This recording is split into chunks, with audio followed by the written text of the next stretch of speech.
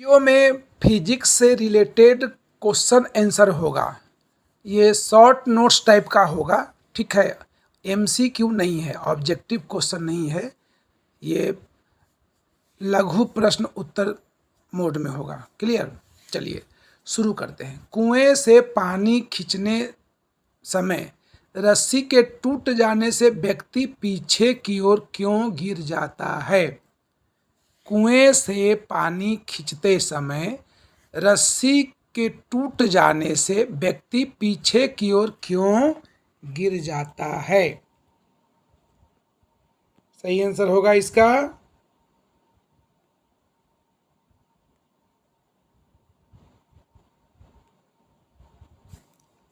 Newton के गति विषयक नियम। न्यूटन के गति विषयक तृतीय नियम के अनुसार प्रत्येक क्रिया के बराबर एवं विपरीत दिशा में प्रतिक्रिया होती है।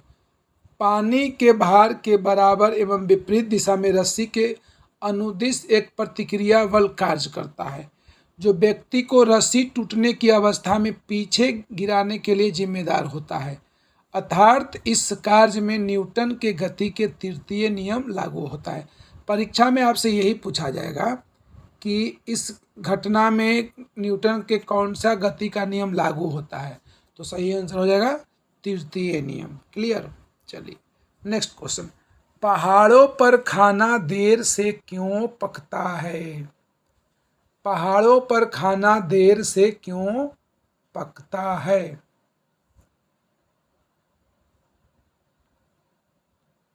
पहाड़ों पर जब हम ऊपर की ओर चढ़ते हैं तो ऊंचाई बढ़ने के साथ साथ क्वथनांक में गिरावट आ जाता है, जिससे खाना कम ताप पर ही उबलने लगता है।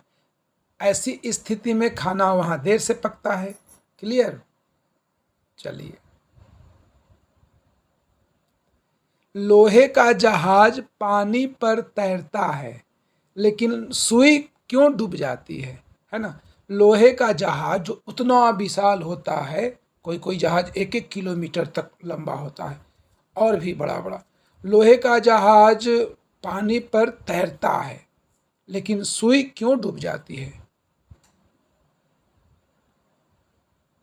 लोहे का जहाज पानी पर तैरता है लेकिन सुई क्यों डूब जाती है? सही आंसर, जहाज द्वारा हटाए गए पानी का भार जहाज के भार से अधिक होता है।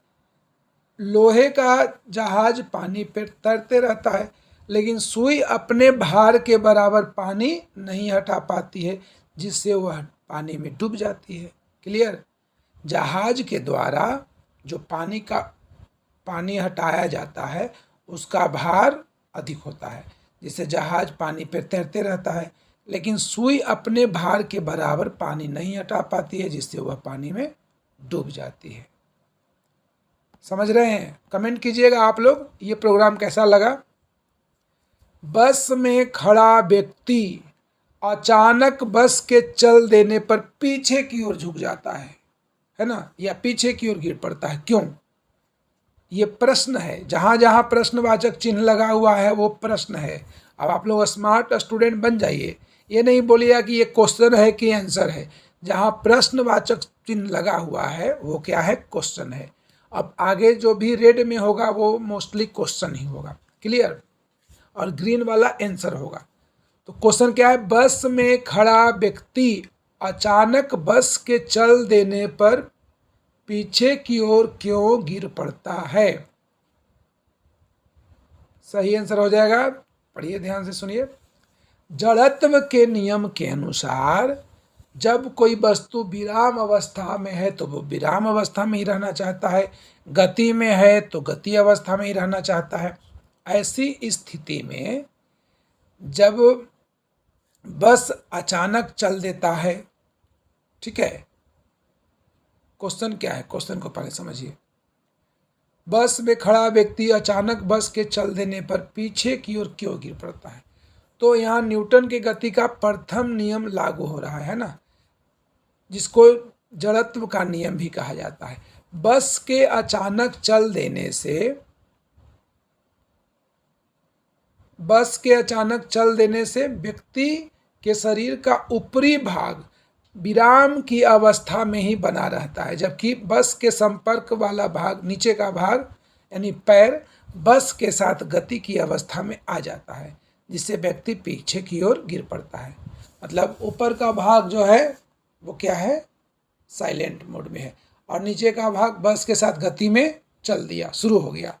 तो ये जड़त्व के नियम के अनुसार काम करता है। अगर ये क्वेश्चन आ जाए किस पर न्यूटन के गति का कौन सा नियम लागू होता है, तो प्रथम नियम आंसर हो जाएगा।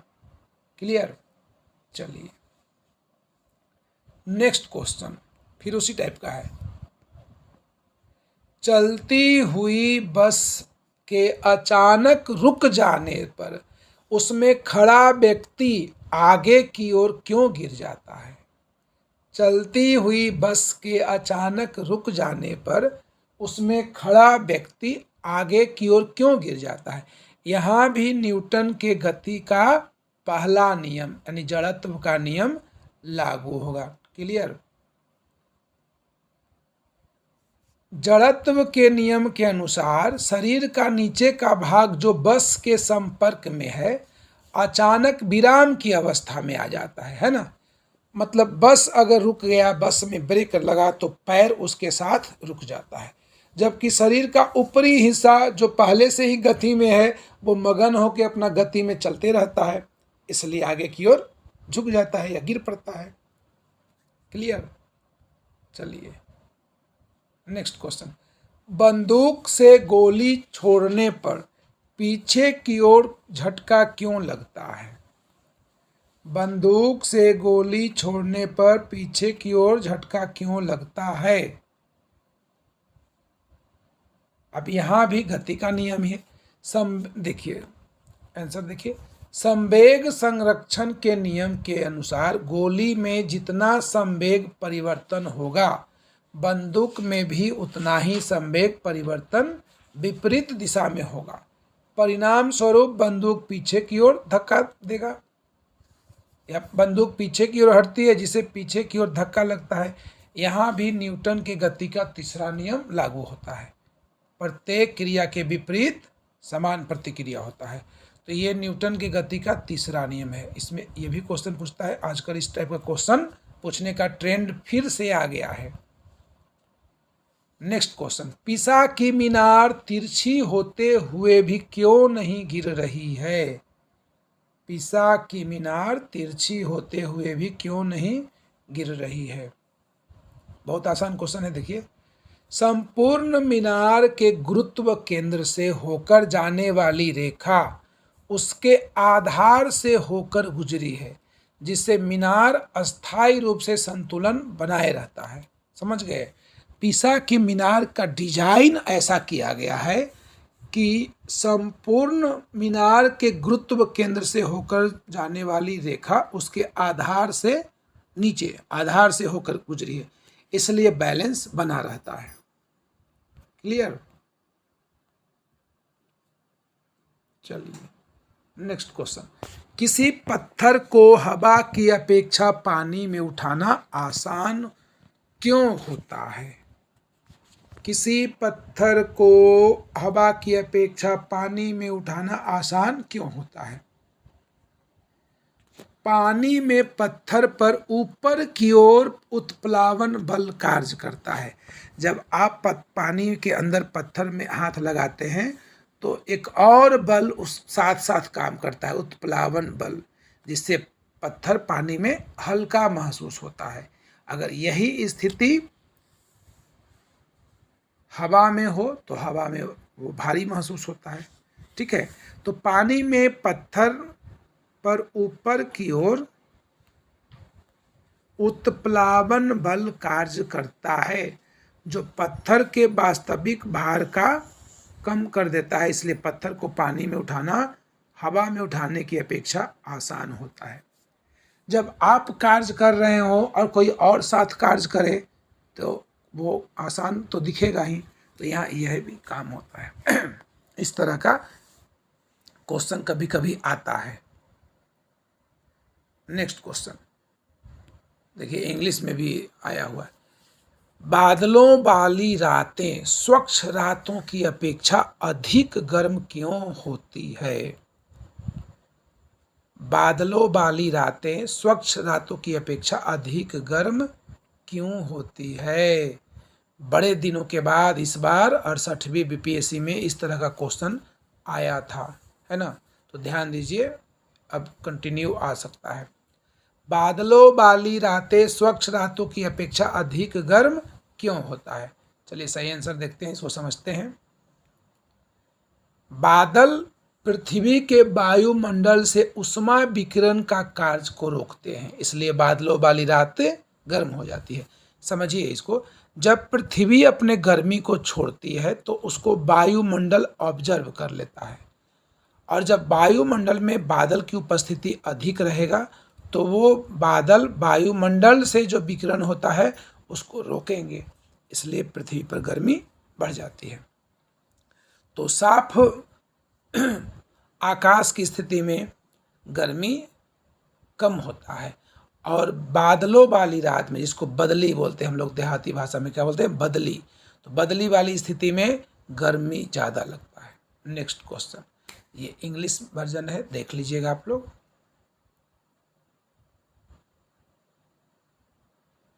चंद्रमा पर कोई वायुमंडल क्यों नहीं है? चंद्रमा पर कोई वायुमंडल क्यों नहीं है?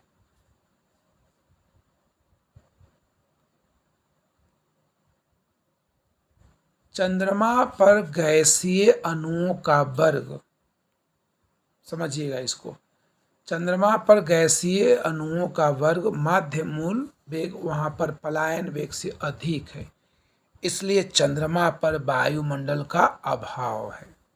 क्लियर?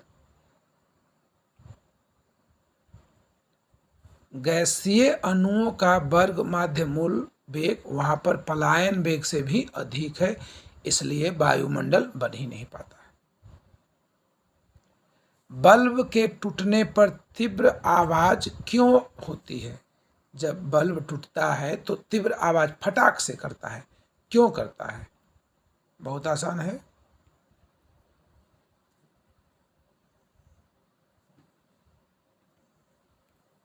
बल्ब के अंदर निर्वात होता है, आंशिक निर्वात रखा जाता है। जब बल्ब टूटता है तो वो हवा वैकेंट रहता है, वैक्यूम रहता है, तो उसको भरने के लिए चारों तरफ से हवाएं चलती है, जिससे आवाज होता है। समझ गए? बल्ब जब टूटता है तो वहां पे भयंकर लो प्रेशर एक तरह से हो गया, क्योंकि वो निर्वात था, वैक्यूम था, तो उसको फुलफिल करने के लिए चारों तरफ से हवाएं दौड़ती है, जिसमें आवाज निकलता है।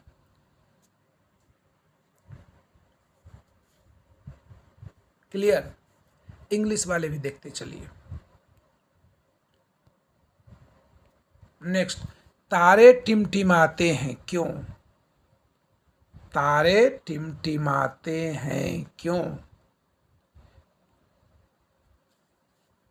The stars twinkle why?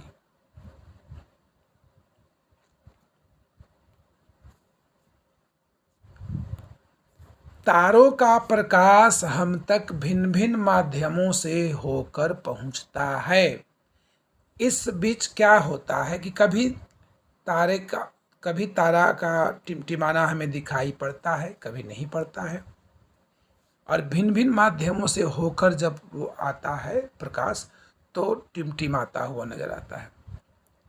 तारों का प्रकाश हम तक विभिन्न घनत्व वाली वायुमंडलीय परतों से अपवर्तित होकर पहुंचता है, जिसमें कभी तो किसी तारे का प्रकाश हम तक पहुंचता है और दूसरे समय नहीं।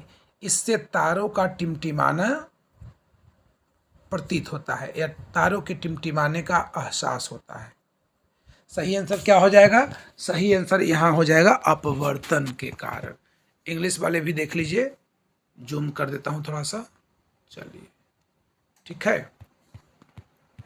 नेक्स्ट, पानी में पड़ी हुई लकड़ी तिरछी दिखाई देती है क्यों?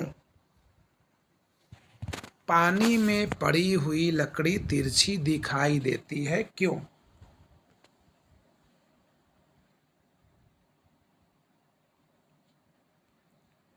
जब कोई लकड़ी आंशिक रूप से जल में डुबोई जाती है तो डूबे हुए भाग से चलने वाली प्रकाश की किरणें अपवर्तन के पश्चात अभिलंब से दूर हट जाती है। इससे लकड़ी तिरछी दिखाई देती है।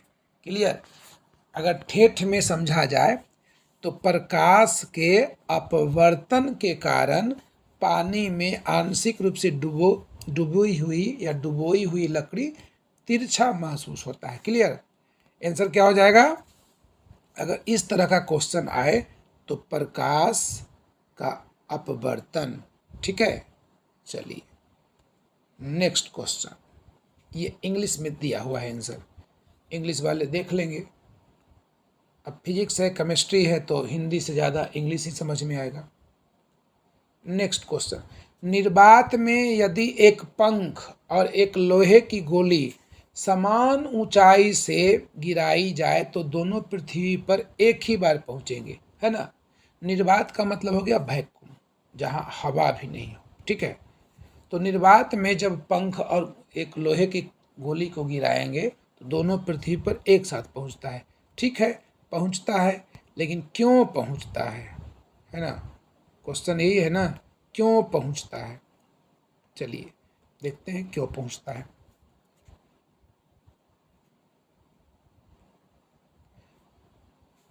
क्योंकि निर्वात में दोनों पर एक ही गुरुत्वीय त्वरण काम करता है, जो द्रव्यमान तथा आकार पर निर्भर नहीं करता है।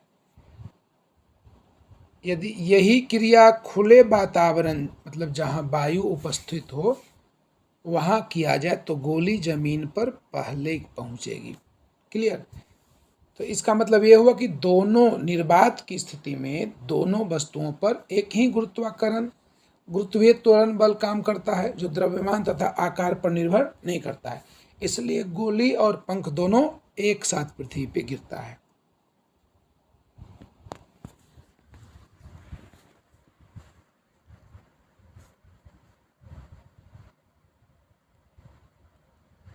नेक्स्ट क्वेश्चन, दीवार पर मुक्का मारने पर हमें चोट क्यों लगती है। बड़ा आसान क्वेश्चन है। दीवार पर मुक्का मार के देखिएगा, चोट लगेगा। दीवार पर मुक्का मारने पर हमें चोट क्यों लगती है। चलिए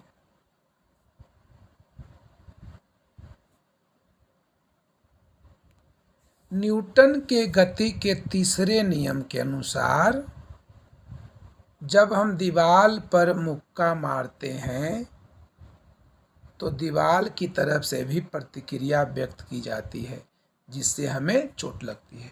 तो यहाँ भी आंसर हो जाएगा न्यूटन के गति का तीसरा नियम।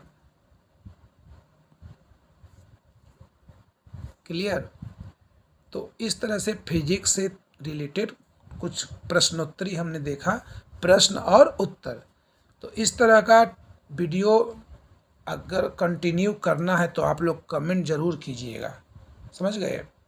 ये बड़ा मज़ेदार होगा। अभी इतना रात में वीडियो बना रहा हूँ तो थोड़ा सा हम समझ रहे हैं, मज़ा नहीं आ रहा होगा, लेकिन इस तरह के टॉपिक को कवर कर लेना है। क्लियर? अब नया ट्रेंड चला है, बीपीएससी तो इस तरह का 3-4 क्वेश्चन पूछ रहा है प्रत्येक एग्जाम में। तो यहाँ भी उम्मीद है कि 1-2 क्वेश्चन तो आना ही आना है। चलिए ठीक है, बेस्ट ऑफ लक।